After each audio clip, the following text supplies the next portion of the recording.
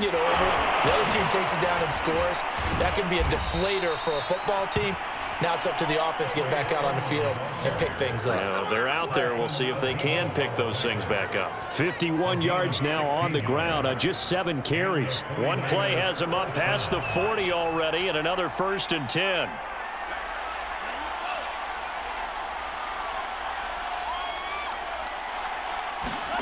And Lance now to throw. He finds his man, complete. That's Terry. 3 yards the gain there, 2nd down. I'm wondering if the same thing went through your mind as mine. When I see a big man like that make a catch, all I keep thinking to myself is, big man with football. Look out, everyone. He may not juke you a whole lot, right? He may not run past you because of his size. You're talking about a guy weighing in the 270 range. But, boy, once he gets his mitts on the ball, he's going to be tough to bring down. Oh, and that'll be incomplete. Well, he took a shot as he let that go. And it's going to bring up a 3rd down. To this point, I've been impressed with the work defensively. They have not allowed a lot of receivers to run free. And there's another example, another incompletion. And that's going to be incomplete. The coverage too good there. The contact popped the ball free, and it's 4th down. They went with the dime look that time on defense, just flooded the field with defensive backs, blanketed everyone, took away all the passing angles, thus the incompletion. On is the punter Scott here as he gets this one away. So a change of possession here on the punt. And the Saints will take over with a 1st and 10 deep in their own territory. The field position game, such an overlooked facet, Charles, of an NFL game. But this offense, they're going to be pinned back. What an ideal punt. An ideal punt, and it leads to that term complementary football.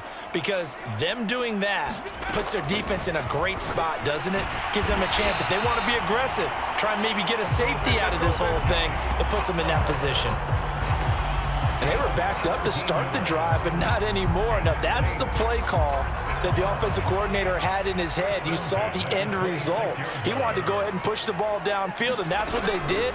And they wound up with good yardage there to get things rolling. And he's tackled a yard short of the marker. Good gain of 9 on 1st down. Decided to hand it off that time on the run-pass option. Appeared to be an easy decision. Just gave it inside. Nice, steady gain.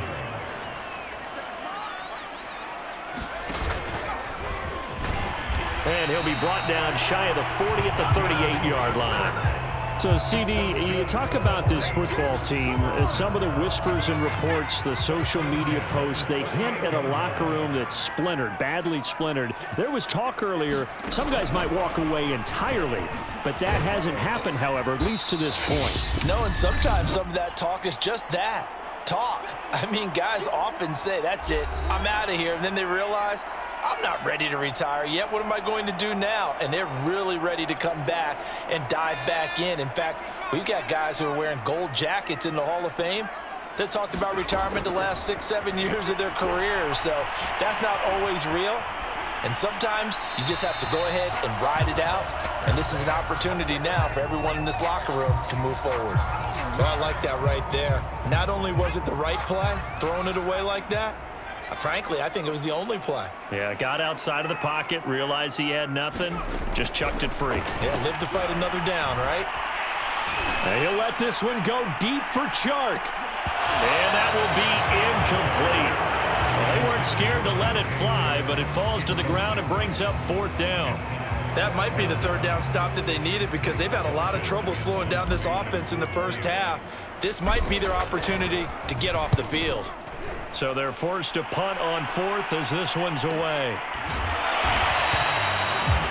That'll be a 48-yard punt, 1 yard on the return. And the 49ers will take over deep in their own territory. There again is the running back as he trots onto the field. And I'm wondering if maybe they don't go away from him on this drive a little bit. He's been great, but they haven't scored a lot of points. I think they still have to show him as a threat. Make sure he touches it a few times. But as you pointed out, use him as a decoy a little bit and get the ball in the hands of some other people in order to put more points on the board. But he's done a really nice job of establishing them with his running. Yeah, he's established himself well. Now can they put more points up? Here's a throw to his running back. It's complete. And he'll be taken down across the 50 at the 45 in enemy territory. The 49ers now going to use the first of their timeouts as the stoppage will come with a little under a minute to go in this first half. A 1st and 10 here, and you know, if they could just get 3 out of this, something about whittling it to a one-score game at half that might provide a psychological boost. And Lance's throw taken in by Samuel. And they'll wind up getting this one all the way down inside the 20. Now San Francisco going to call their second timeout as the clock shows 50 seconds to play here in half number 1.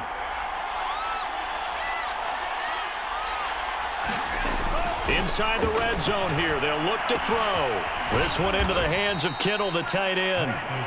A gain of 6 there on first. And Brandon, as you know, sometimes it's a lot tougher to run with these tight ends nowadays in the NFL. They're just bigger wide receivers. He lined up on the left side of the formation, ran a drag route across the field, and tried to work his way open. He was able to make the catch, but the defenders were there, couldn't do a whole lot with it afterwards.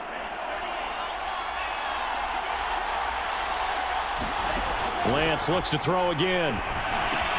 Quick hitter here, it's complete. And the 49ers are going to have a 1st and goal coming up as the tackle made at the 3-yard line. And now the Niners going to signal for their 3rd and final timeout as they'll stop it with 14 seconds to go in this first half. 1st and goal, and they got to be thinking a chance to get right back into this football game. Working from the gun, Lance. To the end zone, but it's incomplete. That was a touchdown if he could have hung on. Instead, it was a well-timed collision to jar that one free. They'll go again from the 3 here on 2nd and goal. The Lance going to throw. This will be caught at about the 6. And he goes backwards on this one, losing yardage to the 7. So it's halftime here in New Orleans with the Saints out in front. As we send you on over to Orlando for Jonathan Coachman in our EA Sports Halftime Report. Take it away, Coach. All right, Brandon, thank you very much. The NFL season going to be about 2/3 complete after this weekend. So lots to get to as we check out what's going on here in Week 11. We'll start over at Raymond James Stadium in Tampa. And it's the Buccaneers who are out in front with that game closing in on halftime. Leonard Fournette with a touchdown run. From there, we head up to Wisconsin to check out the Packers at home in Lambeau. And they have the lead in that one over the visiting Indianapolis Colts. The Packers seem to be on their way to what would be a good victory. Finally, we're off to Atlanta to check on the Falcons at home at Mercedes-Benz Stadium. And for the moment, they find themselves trailing the visiting Carolina Panthers. Christian McCaffrey has a touchdown there. Meanwhile, in our game, it's been a back-and-forth first half. Who can put it together in the second half? For the answer, we turn it back over to our broadcast team of Brandon Godden and Charles Davis.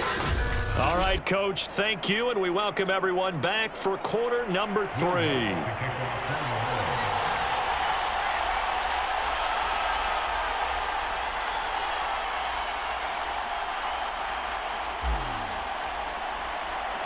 The 49ers going to have the football and trailing on the scoreboard as we get back underway on EA Sports. And no fireworks to start the half. This will be a touchback. The 49er offense set to go to begin quarter number 3. And they're on the short end of the scoreboard here. Charles, what adjustments, if any, do you think they need to make for the second half? Well, paraphrasing the gold medal hockey winning coach Herb Brooks, I just say you continue to play your game. Throw the ball. They had success doing it in the first half, so make sure you keep getting the ball to your playmakers, a little bit more to the perimeter perhaps, but above all, play your game. And they'll run with Sermon to begin the drive. And that one blown up quickly as he's going to be stopped before he could even get started. It's a loss of 4 on the first down play. But these guys are going to chop into that deficit. They're going to have to do a much better job in the run game. Caught behind the line of scrimmage, no yardage to be found. And nothing doing. He's immediately taken down at the line of scrimmage. Call it no gain there, and it brings forth a 3rd and long.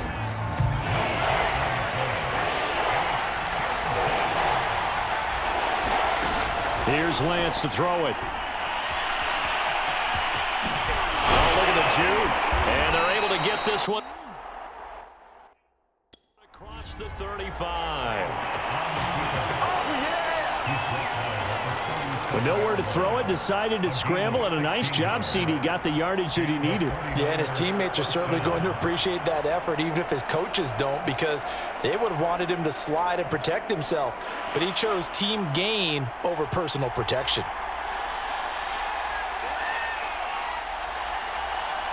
Flag comes in. This might be a free play. Throw right side is going to be caught by Samuel. And this winds up a pickup of 2, maybe 2.5 to about the 39. Well, we looked at each other right when he flinched. We knew that that flag was coming. Yeah, offsides, easy call, mark off the 5, and keep it moving.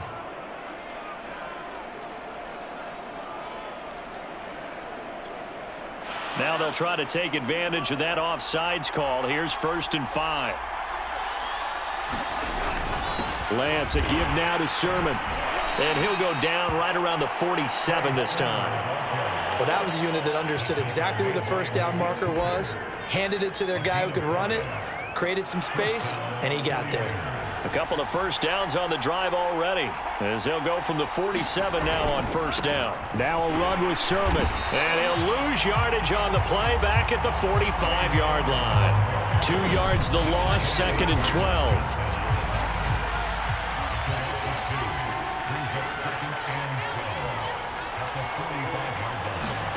Throwing now is Lance. And that'll be incomplete.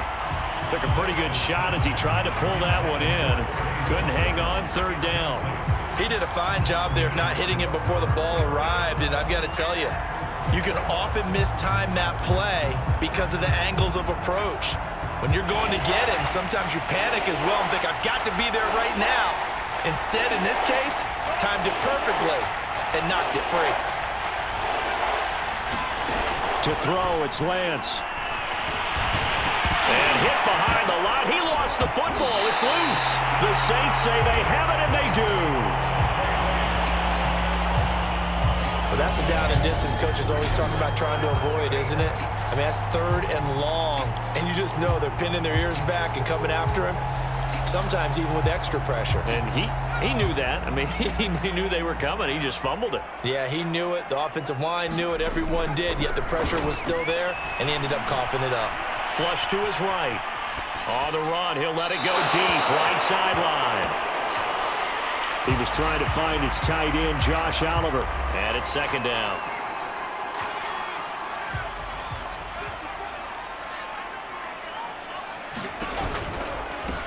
From the gun, he'll hand this off. And he's able to carve out about 6 there, down to the 37. Running lanes were at a premium in the first half, but he's able to find some room there, and he's hoping that that's a precursor of a big second half. He'll look to throw. Finding his safety valve here. That's complete. And he's going to be taken down here still a couple yards short of the 1st. So just 3 yards on the completion there. And that'll bring up 4th down. He'll look to throw. On the slant, this is Chark. Touchdown, New Orleans! DJ Chark, his 9th touchdown of the season. And the Saints now add 6 to their lead. Now the Saints offense will remain on the field and go for 2. They'll look to throw. Steps away to his left. That's caught.